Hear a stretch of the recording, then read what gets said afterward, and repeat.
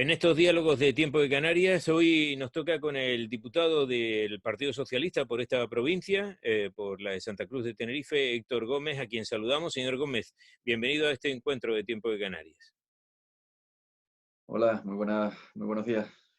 Bueno, lo primero, usted va a pertenecer a esa comisión de reconstrucción que se ha formado en el Congreso de los Diputados. Va a ser uno de los diputados canarios que va a estar en esa comisión, en la que hay muchas expectativas y sobre todo saber qué es lo que se va a hacer. ¿Cuál será la misión de esa comisión de reconstrucción? Bueno, debemos atender cuatro bloques de trabajo. Evidentemente confiamos en el compromiso de todos los grupos parlamentarios. Esos bloques están divididos en el ámbito sanitario, social, económico y el marco de la Unión Europea. Este último es un bloque extremadamente importante por la dependencia que tenemos hoy de los instrumentos que se habiliten en el marco de la Unión para hacer frente a esta crisis en todos sus ámbitos y a todos los niveles.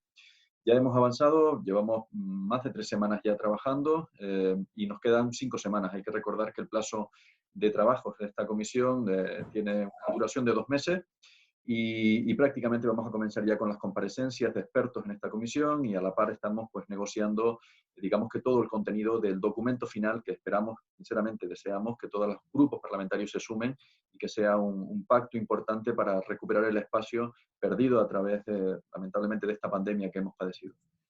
Lo que pasa, señor Gómez, es que hay tanto trabajo por hacer porque, bueno, estamos empezando a resetear toda la economía que ha estado parada 2 meses. En un lugar como este de Canarias, donde prácticamente todas las cestas, todos los huevos están puestos en una sola cesta, la del turismo, aunque bien es cierto que ahora el turismo lo consideramos todo, ¿no? ¿Qué va a pasar? ¿Cómo va a empezar todo esto? Porque hasta julio no van a empezar, según le oíamos estos días al presidente del gobierno, hasta julio no va a venir los primeros turistas. Mientras, ¿cómo vamos a ir recuperando todo esto?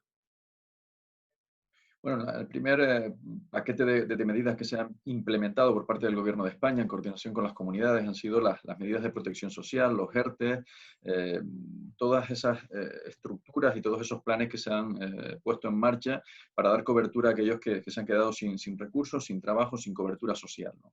A partir de ahí ya anunciaba en la última comparecencia el presidente del Gobierno la voluntad también de manera coordinada con Europa de la apertura de fronteras, de la apertura también a la movilidad, eso sí, con garantías sanitarias y con seguridad, para que el turismo, primero en el ámbito nacional y posteriormente, de manera paulatina en el contexto internacional, pueda ir recuperando los flujos, ¿no? Y la movilidad. Eso es muy importante. Desde esa perspectiva vamos también a ver cómo evolucionamos en el ámbito específico sanitario, si esta pandemia no sufre o no padecemos un brote nuevamente que pueda condicionarnos y afectar la desescalada y el desarrollo social y económico que intentamos implementar.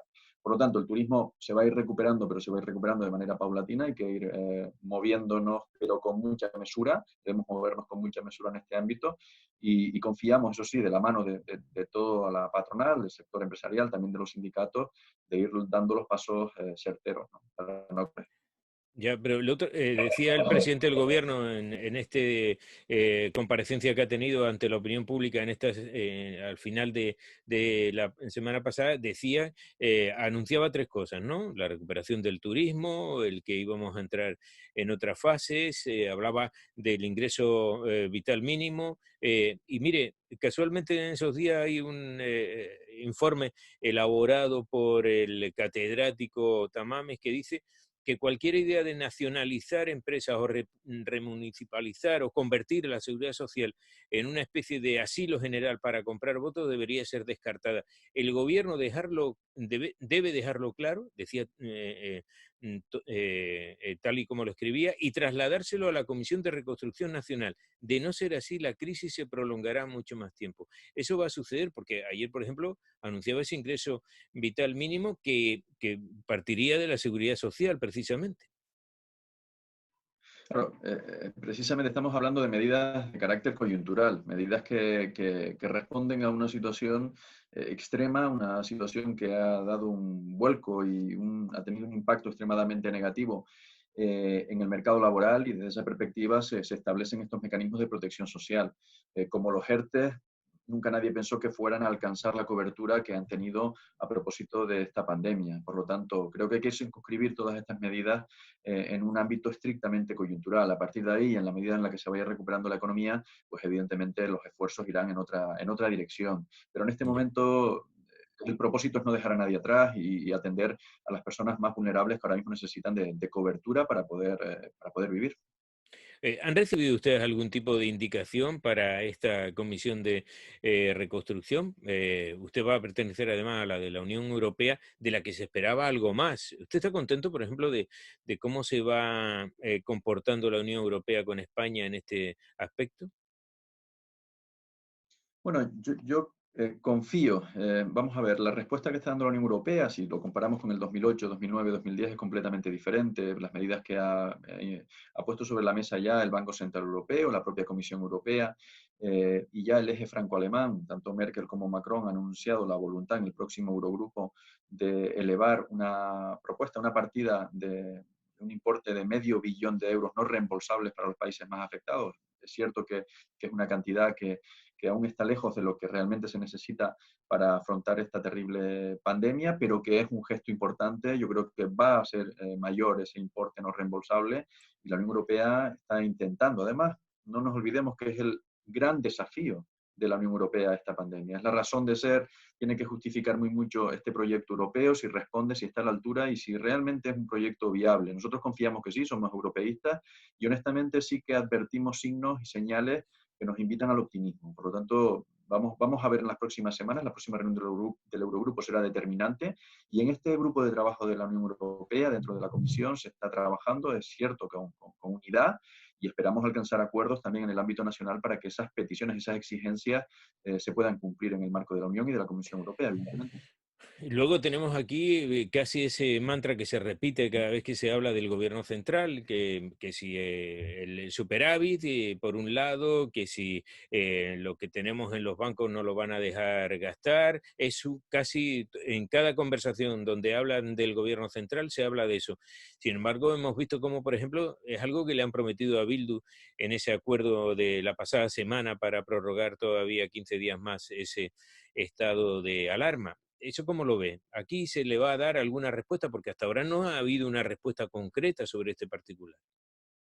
Bueno, yo creo que, vamos a ver, hay que delimitar y establecer y diferenciar dos aspectos. Primero, los acuerdos en el ámbito parlamentario, en el Congreso de los Diputados, y luego, evidentemente, los acuerdos que está alcanzando el presidente del Gobierno o los diferentes ministros con el conjunto de las comunidades autónomas. Hoy, prácticamente todas las semanas, el presidente del Gobierno en videoconferencia con todos los presidentes autonómicos. Y ahí se habla y se establecen, digamos que las prioridades y los marcos, las demandas, las reivindicaciones de las comunidades.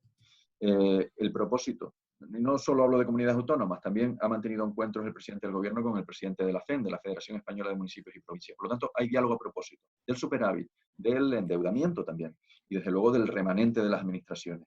Y en ese sentido, el gobierno de España está dispuesto y en este momento está negociando precisamente para despejar ese marco para el conjunto de las administraciones. También es cierto que depende muy mucho, tenemos una gran dependencia definitivamente de los recursos de los que vamos a contar por parte de la Unión Europea. Por lo tanto, todo esto se va a ir despejando y repito, no, sin ocurrir, los acuerdos establecidos en el ámbito del Congreso de los Diputados responden a diálogo, a consenso. Ese punto en concreto da cobertura al conjunto de las administraciones locales y es cierto que hay una redacción concreta para el endeudamiento en la comunidad foral, Navarra y también en el País Vasco, pero eso no, de alguna manera no deja fuera a que se pueda establecer acuerdos con el conjunto de las comunidades autónomas. Por lo tanto, creo que es importante aclarar este aspecto, ¿no? Pero fíjese que, por ejemplo, a nosotros nos habían dicho hasta ahora que este era un asunto que se había hablado, incluso Coalición Canaria llegó a decir que, bueno, que la ampliación de los ERTE turísticos, que habrá que diferenciar qué es un ERTE turístico en Canarias, señor Gómez, usted bien lo sabe que pertenece a un municipio absolutamente turístico como Guía de Isora, es decir, el trabajador del Loro Parque entra dentro de la modalidad de ERTE turístico, el que trabaja en un rentacar entra dentro de ese modalidad de ERTE turístico. ¿Cómo diferenciamos eso?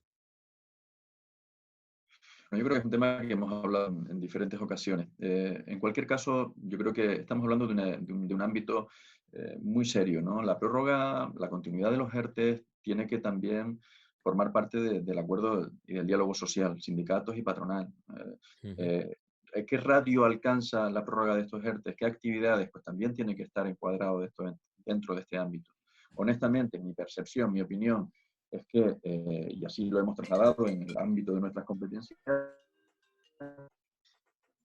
es que tienen que ser instrumentos flexibles en la recuperación económica. Tienen que ser instrumentos que se vayan flexibilizando. ¿Qué actividades deben abarcar? Pues el máximo de actividades posibles que se han visto afectadas por esta terrible pandemia y que ha bloqueado toda actividad económica. Si hablamos en concreto del caso, digamos que hablar prácticamente todas las actividades, porque son extremadamente dependientes de la actividad turística, ¿no? De la industria turística. Pero, repito, se tendrá que delimitar y se tendrá que establecer tanto la duración de los ERTE, de los propios ERTE, para que los empresarios y todas las actividades económicas ir recuperándose paulatinamente sin sufrir el impacto negativo de una recuperación en porcentaje, porque los establecimientos alojativos no van a recuperar la ocupación que tenían antes de la pandemia de un día para otro, tendrá que ser de manera paulatina. Pues ahí también las políticas en el ámbito del Ministerio de Trabajo, en el tema de ERTE, pues también tendrá que ser flexible. Ya, pero aquí hay muchos asuntos en los que ahora mismo pues no se sabe ni siquiera cómo se van a evolucionar, ¿no? Si hay ese superávit, si no lo hay, si se puede endeudar, si se puede elevar el techo de gasto. Yo creo que todo va a ser muy difícil, porque incluso se está pidiendo en ese superávit hasta el dinero del convenio de carretera. ¿Usted cree que todo se va a conseguir? Porque yo supongo que lo mismo que ustedes están pidiendo esto, estarán en otras comunidades autónomas también azuzando a sus diputados para que de alguna manera también se pronuncien, ¿no? Y hagan presión. Sin lugar a dudas, la situación es extrema y el punto inicial de esta entrevista hablábamos de la importancia de la Unión Europea, ¿no? De esos recursos no reembolsables para los países más afectados. Yo creo que en gran medida las políticas de acción del Gobierno de España en materia de cobertura, tanto en la reactivación de la economía como en la cobertura en materia de protección social, va a depender muy mucho de esos recursos económicos, ¿no? Es cierto que todas las comunidades están demandando, todas, absolutamente todas. Todas tienen unas características concretas, pero hay que medir desde la perspectiva real, siendo muy pragmáticos, del impacto negativo en el desempleo y en la actividad económica, y Canarias, sin lugar a dudas, es la comunidad autónoma que más ha sufrido esta pandemia, que más está sufriendo esta pandemia desde el punto de vista del desempleo y del impacto negativo en toda el desarrollo económico de nuestro territorio. Por lo tanto, no solo España, sino también en estos días lo pude hablar con el alto representante de la Unión Europea, con Josep Borrell. Desde la Unión Europea se van a articular medidas específicas para las regiones ultraperiféricas que se han visto afectadas por esta pandemia y que tienen especial incidencia negativa en el turismo. Por lo tanto, vamos a confiar en que también desde la Unión Europea, independientemente de lo que se pueda establecer de fondos para los países, para los diferentes países de la Unión Europea, también puedan llegar, digamos que, medidas concretas para regiones ultraperiféricas como es Canarias, ¿no? Yo, Ujú. honestamente, independientemente de que quedan muchas incógnitas por despejar, todo esto va a formar parte de mucho diálogo con las comunidades autónomas, soy optimista respecto a que todo se pueda despejar en los próximos días. Bien. ¿Cómo es su relación? Usted es parlamentario, pertenece además a la federal. ¿Cómo es su relación con el presidente del gobierno y con el gobierno de Canarias? Con el presidente del gobierno de España o de Canarias. Bueno, De Canarias, con con los Ángel dos. Víctor Torre y con el gobierno de Canarias. Pues la verdad que muy fluida. Con Ángel Víctor tengo la posibilidad de hablar en varias ocasiones a lo largo de la semana. Estamos hablando mucho a propósito de esta comisión de recuperación, de reconstrucción y de aspectos importantes para Canarias, ¿no? Que estamos trabajando en el ámbito del Congreso de los Diputados y también en la propia acción de gobierno del Ejecutivo. Tengo la oportunidad de hablar mucho también con algunos de los consejeros por medidas concretas, por iniciativas concretas y evidentemente con el gobierno de España también, no solo con el presidente, sino con diferentes ministros y ministras, ¿no? Por lo tanto, con la comunicación es fluida, estamos trabajando en una sola dirección, el reto que está afrontando el gobierno de Canarias es mayúsculo, es enorme, y el desafío muy grande y requiere del compromiso de todos. No es el momento de la política intentando pues, extraer rédito político de situaciones tan negativas como esta. No, se lo digo porque, por ejemplo, Nueva Canarias, que es socio del gobierno de Canarias, no está demasiado conforme con lo que está sucediendo. Y hemos visto, por ejemplo, cómo en la última prórroga se abstenía, ¿no? Cuando su comportamiento había sido casi el mismo del PSOE durante todas las votaciones. Y hemos oído al vicepresidente del gobierno casi decir el ya está bien. Esa manera de decir las cosas y de estar molesto, de alguna manera se tienen que ver en estas relaciones, ¿o no las ve usted así? Yo lo veo con absoluta normalidad, que en un momento puntual, pues una votación puntual, creo que hay que circunscribirla a ese espectro, Nueva Canarias puede optar por en una dirección, en un sentido u otro, por esa votación, pero Nueva Canarias apoyó la investidura, Nueva Canarias está trabajando intensamente defendiendo los intereses de Canarias de la mano también del Partido Socialista, evidentemente tiene una sensibilidad y una visión, eso indica que en ocasiones su sentido del voto pueda tener una dirección u otra, pero nosotros entendemos que en ningún caso afecta, evidentemente, a la estabilidad y a la salud del gobierno de Canarias. Ese pacto es un pacto que está funcionando a pesar de todas las enormes dificultades que se han encontrado a lo largo de este primer año. Por lo tanto, yo creo que hay que circunscribirlo y delimitarlo a un ámbito concreto. Respecto a las reivindicaciones del consejero de Hacienda, de Román Rodríguez, bueno, está en su legítimo derecho, evidentemente, de trabajar en ese sentido y de reivindicar. Pero también es cierto que el gobierno de España, dentro de sus posibilidades y de su margen de actuación, está dando respuestas. No todo depende del gobierno de España, pero aquello que está en manos del gobierno de España y con Canarias en concreto se intenta cumplir, y en las próximas semanas estoy convencido que se van a despejar todas las incógnitas que hemos hablado en esta entrevista. Ya, y por ejemplo, lo digo porque todavía hay pendiente algunas cosas en el gobierno de Canarias. Usted es miembro del Partido Socialista, es uno de los militantes y representantes que y está en órganos del partido en Tenerife. Por ejemplo, está pendiente lo de la consejera de Sanidad, que fue cesada en el inicio de toda esta crisis, que habrá que ver cuando salgamos qué es lo que va a pasar. Y últimamente incluso hay alguna crítica sobre la Consejería de Educación. Bueno, son acciones normales que se dan dentro del desarrollo del Ejecutivo, ¿no? Estoy convencido de que el presidente del Gobierno, Ángel Víctor Torres, en coordinación con sus socios de gobierno, tiene perfectamente marcada y establecida la hoja de ruta, tanto para cubrir, que ahora mismo lo está asumiendo, lo está gestionando el Julio Pérez, el consejero de presidencia, cubrir esa vacante, hacer, digamos que los movimientos que tenga que hacer en el Ejecutivo, pero también es cierto que el desempeño actual, digamos que el Ejecutivo está a la altura. Por lo tanto, el presidente marcará los tiempos. Han sido tiempos muy complicados y en breve, pues entiendo yo que tomará las decisiones de manera coordinada y para el bien de Canarias y de los canarios, ¿no? Ujú. O sea, todavía no hay nada pensado en el partido sobre esas sustituciones. Y también le quería preguntar, ¿el partido analiza, por ejemplo, lo que puede pasar en Santa Cruz con ese cambio de concejal por parte de Ciudadanos? Bueno, lo que tenemos constancia es que un concejal ha tomado la decisión de no continuar y que, evidentemente, pues una vez se celebre el pleno de renuncia y de toma de posesión posterior de nuevo, la nueva edil, bueno, nosotros confiamos en que se establezca y se dé continuidad a un pacto, un acuerdo de gobierno que está funcionando.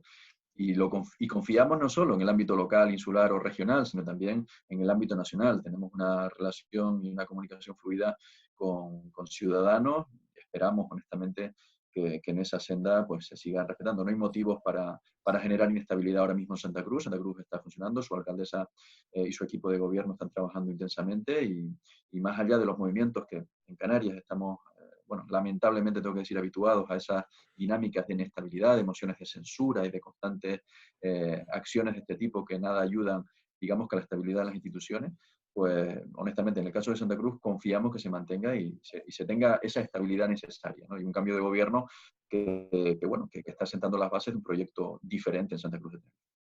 Y para acabar, señor Gómez, la relación con el resto de los diputados de otras fuerzas políticas en el Congreso, ¿cómo es? Habla usted habitualmente con Coalición Canaria, quien parece que solo es el señor Ábalos el que tiene esa conversación. Habla, por ejemplo, con la representante del Partido Popular o de o de otra formación, como puede ser vos, porque no hay más de los que hay, ¿no? Bueno, tenemos la obligación de hablar, ¿no? Por muchos temas. Cuando tenemos mociones en el Congreso, pues claro que hemos hablado en este caso, con la diputada nacionalista, también con Pedro Quevedo, con diputados de otras formaciones. No hemos tenido la oportunidad de hablar con los representantes de Vox aquí en nuestra región, pero sí con representantes de todas las formaciones prácticamente, desde Compromís, en fin, Más País, es decir, con los diferentes grupos parlamentarios, pues evidentemente interlocutamos mucho, dialogamos mucho en comisión, en pleno, y en el caso concreto de Canarias, pues entiendo que la relación, como no puede ser de otra manera, existe la posibilidad de dialogar, de alcanzar acuerdos y puntos de encuentro, que para eso también estamos en política, ¿no? No hay que circunscribir única y exclusivamente la política a la línea de la confrontación y el debate permanente no constructivo. Yo creo que hay espacios para la convivencia política y la construcción, ¿no? Y la última, vamos a terminar por donde empezamos, es decir, hablando de esa comisión de reconstrucción. Siempre se ha dicho en algunas ocasiones que Canarias podría salir antes de la crisis. ¿Usted cree que en este caso también? Se lo digo fundamentalmente por varios aspectos. Mire, tenemos un curso acabado y tenemos los índices que tenemos de fracaso escolar, tenemos la sanidad como la tenemos y muchos recursos se han destinado a esto de la lucha contra la COVID-19. ¿Usted cree que de esta también saldremos los primeros porque seremos los primeros que entramos porque estamos pendientes nada más que se abran las fronteras? Yo no creo que sea tan importante ser los primeros como que la recuperación y la salida de esta crisis sea sin cometer errores que nos permitan recaídas, ¿no? Yo creo que hay que actuar con mesura en el conjunto nacional y evidentemente también en Canarias. Tenemos una gran dependencia de nuestra industria, una gran dependencia de cómo se recuperen los países emergentes, los países emisores de turistas. Sabemos que el Reino Unido ahora está pasando por su peor momento. Alemania aún tiene el espacio cerrado. Vamos a ver poco a poco cómo nos vamos recuperando en el contexto de la Unión. Yo creo que Canarias se va a recuperar y se va a recuperar bien porque la industria es una industria fuerte y una industria con garantías y con un tejido empresarial maduro y fuerte y capaz también. Ahora mismo se está haciendo muy importante con las aerolíneas. Hay que recuperar toda la conectividad perdida con garantías, con seguridad, pero Canarias va a ir en una senda de recuperación, yo creo que notable en ese sentido, y independientemente de los tiempos, que yo creo que es muy difícil advertir en este momento exactamente cuándo vamos a recuperarnos, en qué momento vamos a contar con todos los flujos, con toda la industria turística a pleno rendimiento, pero que sí es muy importante que todos los pasos que se den, repito, sean con garantías sanitarias, con seguridad, que el espacio aéreo esté perfectamente controlado, delimitado en cuanto a la posible transmisión del virus, y en ese sentido Canarias estará a la altura, como estará el conjunto del país. Espero que así sea, señor Gómez. Y espero esos trabajos de la Comisión de Reconstrucción que buena falta nos van a hacer en algunos sitios, sobre todo para saber. Dice usted con un plazo máximo de 2 meses. ¿Esperamos tener algún tipo de resultado? Sin duda, pero no en 2 meses, ya han transcurrido más de 3 semanas, pues aproximadamente en un mes y una semana ya tendremos las conclusiones. Ujú. Pues muchas gracias por haber estado aquí en Tiempo de Canarias. Un abrazo. Un placer, muchísimas gracias, muy amable.